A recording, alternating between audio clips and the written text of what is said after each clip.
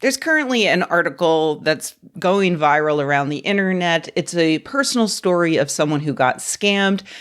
As a person who loves a good scam story, and especially trying to stop people from scamming others, I really could not wait to talk about this. The article's over at The Cut. It's titled, "The Day I Put $50,000 in a Shoebox and Handed It to a Stranger. I Never Thought I Was the Kind of Person to Fall for a Scam." The article's popularity seems to be due almost entirely to people mocking the author for being outrageously gullible, saying things like, I would never fall for this stupid scam. And while more than anyone, I do understand the impulse to poke fun at people for doing something stupid, I also understand that it can actually be really unhelpful and problematic to react to these stories in that way, because by saying, I would never fall for that, and by mocking them, you increase the chances that other people who get scammed will be too scared to come forward about what happened. And that's something that scammers love. That scammers operate best in darkness. So let's get into it. Let's look at how this woman was scammed. At about 12:30 p.m., my phone buzzed. The caller ID said it was Amazon. I answered. Oh, yeah, okay. I see. I would absolutely never fall for this scam. My own mother has to leave a voicemail arguing her case for why I should answer the phone. And even then, there's only like a 15% chance I look at the voicemail transcript, a 2% chance that I actually listen to the voicemail if the transcript doesn't come through. The odds are not good. All right. Look, I'm not going to sit here and pretend like this story isn't hilarious. Obviously, we should always have empathy for victims of crimes. But the author, Charlotte Cowles, has done herself zero favors in the retelling. First, yes, the scam itself is very obviously a scam, especially when we're sitting back and just reading about it and it's not happening to us. The Amazon representative transfers her to a contact at the FTC who passes her on to the CIA, who tells her that her identity has been stolen. She's not to talk to her own husband or a lawyer about this. And she has to immediately go to the bank, take out $50,000 in cash, put it in a shoebox, and then chuck it into the backseat of a car driven by an undercover agent. She doesn't even hand him the money.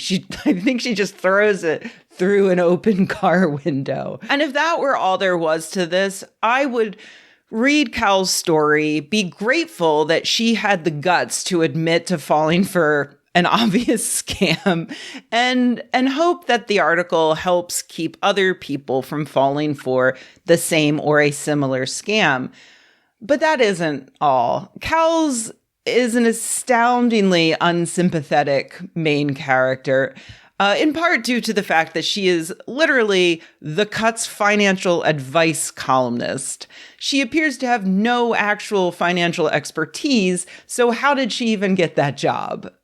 Some light Googling reveals that she comes from immense family wealth. She is a Roosevelt, as in the president's. She and her husband, who runs a nonprofit, live in a $3.8 million condo in the trendiest part of New York. And she has $50,000 on hand because she doesn't understand how to pay taxes as a freelancer. Just as a heads up, if you ever decide to become a freelancer, you have to pay taxes every quarter. It's on you. You don't wait until the end of the year, because then the IRS charges you a bunch of extra penalties. But I guess if you're insanely wealthy, that just you don't even notice the fines. So why would you know that? Even rich ladies who get paid to do something they obviously do not understand still don't deserve to get scammed by a very obvious scam. But again, she goes even further to not help herself out. She's constantly emphasizing the fact that she is not a rube, that she is the opposite of a typical scam victim who is single, lonely, and economically insecure with low financial literacy. Again, she thinks freelancers pay taxes once a year. She keeps $80,000 in one checking account and one savings account. And she thought the best way to fact check what the scammers were saying to her was to Google the case number ID given to her by a supposed CIA agent. Why would that be on Google, Charlotte? Why would a random string of numbers that is your unique case number for the CIA return a result on, you know what? Let's just move on. And so, yes, even rich, egocentric, condescending women who get paid to do something they don't understand don't deserve to get scammed by a very laughably obvious scam. But there's one last point to bring up that makes the sympathy difficult, which is that Cal's story has a number of holes to the point where I am honestly wondering whether it actually happened. For instance, she suggests that she fell for the scam mostly because the scammers mentioned her son and she would do anything to protect him. But she says she thought she was talking to a guy from the CIA. They weren't threatening her or her son. They were just telling her that she had to give them all of her cash so that they could freeze her accounts to stop identity thieves. She also had a really easy time getting that $50,000 in cash out of her bank. I'm not saying rich people can't do this, but it sounded very tidy. I've had to take out large amounts of cash before, and every time I would get a full-on lecture on how to not fall for scams. Funny enough, nearly every time it was to pay the first and last month plus deposit plus realtor fee for a slumlord trying to avoid taxes. So yeah, technically it was a scam, but not like that. You know, I didn't put it in a shoebox and throw it into the backseat of a car. I handed it directly to the slumlord in exchange for a key to an apartment with no heat and a meth head living in the basement secretly. And the largest issue with all of this is that Cal's includes zero proof with her article. Maybe she showed the fact checkers at the cut, but it's a little weird that no one thought we would want to see the photos she received of the supposed CIA agent's badge or hear part of the recording she says she made of the call. Like, not only would that help us accept that this completely ridiculous thing actually happened, but those would be generally interesting and helpful things to have in order to help other people not get scammed. Like, this is what they sound like. This is the sort of thing they send you. Now, why would a financial advice reporter admit to being this gullible? Surely this means her career is over, right? Probably not. You know, I bet this essay did serious numbers, and at the end of the day, that's what these outlets want. She could have made all of this up for attention, for a potential book or movie deal, to cover up blowing $50,000 on illegal underground hamster fights. Or hell, maybe it's because she decided she didn't want to pay those freelancer taxes at the end of the year, and she heard from an accountant that she could write off losses due to theft. I'm not saying that's what happened. I'm just saying it's ironic that a financial advice columnist would get scammed out of $50,000, but wouldn't it be even funnier if the financial advice columnist scammed the cut into publishing a cover-up for her ingenious tax avoidance scheme? I mean, that's my movie pitch. Could I get a movie deal out of this? All right, but no, I don't necessarily think that that's what happened. I would not be surprised if most of her story is true. I also wouldn't be surprised if some aspects are enhanced, either purposely or accidentally. For instance, take the fact that she states at the beginning that the scammers knew the last 4 digits of her social security number. Later, she says, if I had to pinpoint a moment that made me think my scammers were legitimate, it was probably when they read me my social security number. One of those things is not like the other. The last 4 digits of your social security number are everywhere.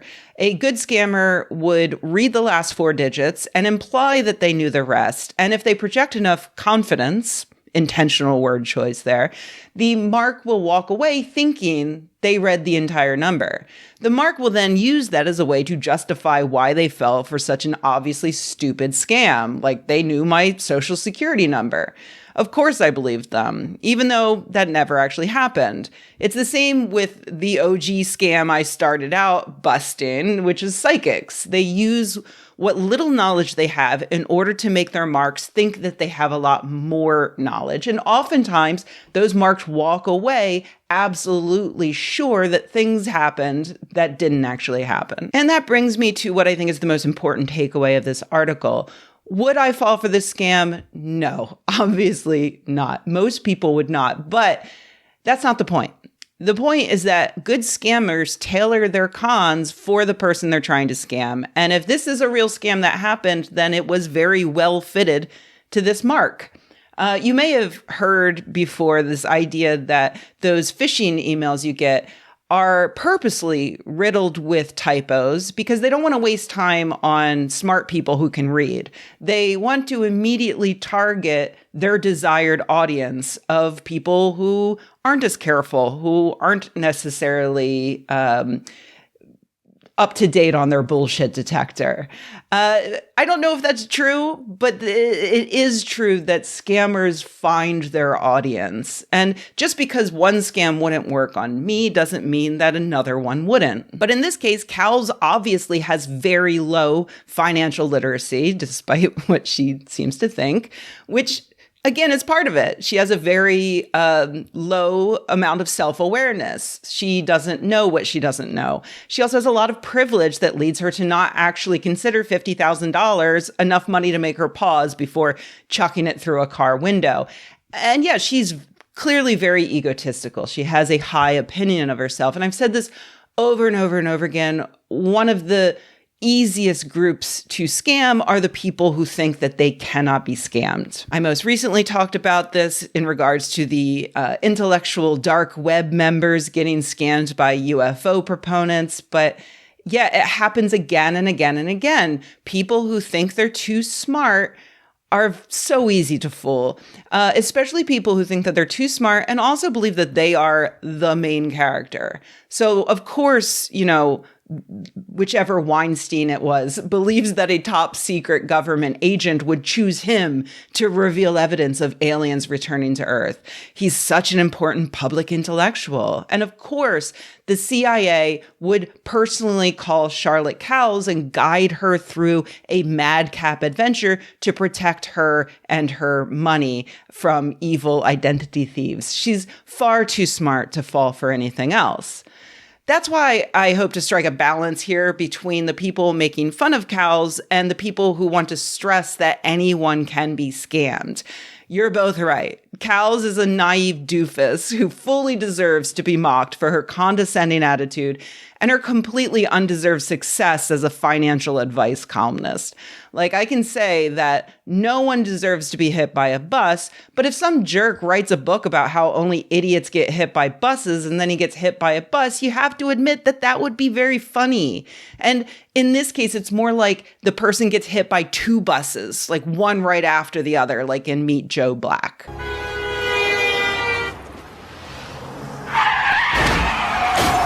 But yes, it is still worth always putting an asterisk next to our mockery to remind people that scams really do happen to every kind of person. Maybe this one wouldn't get you because you don't answer the phone, or you know that phone numbers can be spoofed. Yes, even government offices. But yeah, there's a scam out there that would work on you. A scam that exploits your greed or your loneliness or your love for someone or your trust in authority. And we should be grateful when victims step forward about getting scammed because, like I said, a lot of scams persist in part based on embarrassment. People don't want to admit to themselves or others that they are being scammed. So they end up throwing good money after bad, and scammers get away to scam again. With that in mind, I would like to admit to you that I have been scammed. Yes, me. Sort of. A few years back, I moved into a house that had a security system already set up, complete with alarms and lights and cameras and all of that. But it was all run by one of the large nationwide companies you've probably heard advertised on your favorite true crime podcast. So to get it up and running again, I figured the first step would be talking to one of their representatives to learn about how much it would cost and what all the options were. We were literally in the midst of moving, driving a car full of essentials from our old apartment to the new house, when I decided, from the passenger seat, to multitask by calling the alarm company, who, by the way, I'll just say it's ADT. It was ADT. They were very confusing on the phone. No, I don't have a current account. I need to talk to someone about this house's former account. No, I don't want to buy a plan right now. I just want to talk to someone about what we already have installed. I got transferred several times. I was nearing the end of my rope when a smooth-talking guy reassured me that I just needed to set up a new account, in order to have someone come over to look at what was currently installed at the house. And yes, in order to set up the new account, they needed my credit card number. He said, obviously I'm not going to be charged until we choose a plan. So I did it right there in the car. I pulled out my credit card. I was like, fine, here's the number. Confirmed. All right, somebody's going to be out next Friday. Why did I do that? Unlike Cowles, I'll admit it was because I was a bit naive. And I can also point out what specifically made me fall for it. And it wasn't the noble fear of keeping my dog safe. I had called the main number on this large company's website, and I could not imagine that a company that well known for security would scam me. I had no idea that the first time they transferred me, it was to a third-party organization whose entire job was sales. They were there to sell. They were there to get my credit card at all costs. That's why I was switched around, in part to frustrate me, and also in part to find that one person who could convince me to give them my credit card number. When I inevitably saw the $200 charge on my credit card bill, I had to spend another hour on the phone yelling at people until they finally issued me a refund.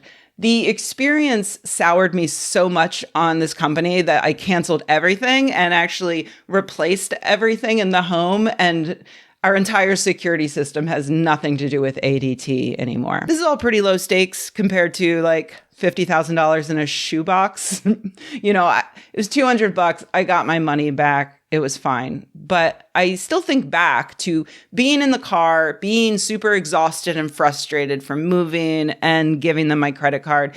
And I just get so embarrassed. Like, I think of my husband driving the car next to me and him thinking, why the hell is she giving someone her credit card number? Because I know if he had been on the phone, he would have told them to get lost before he even gave them his full name. And I cringe at all of that. And I wonder if I'll ever do that again. Like, if I'll ever just get so annoyed and spun around that I just hand someone my money without thinking. And that's good. That's actually really good information for me to have, knowing what it felt like to get taken for a ride, knowing what emotional state makes me most likely to fall for something like that. And yeah, just knowing in general that I can be scammed. And if you're smart, you'll take this as an opportunity to reflect on what kind of scam would be most likely to work on you, either now or in the future, because there are a lot out there that are far more clever than the one that Cowles supposedly fell for. Like, there's the pig butchering scam, in which people who are, by the way, usually being trafficked, spend months building rapport with victims via dating apps before getting them involved in a financial scam like crypto.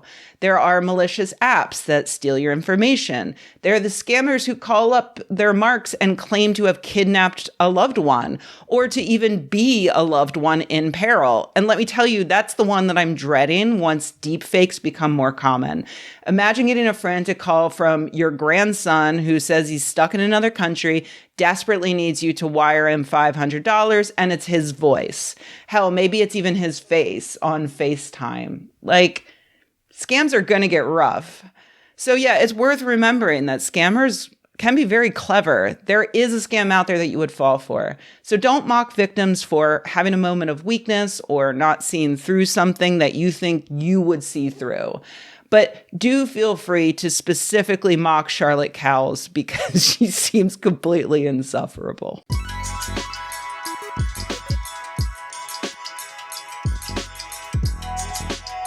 Hey everybody, thanks for watching. If you enjoyed this video, please give it a like. If you loved the video, please subscribe.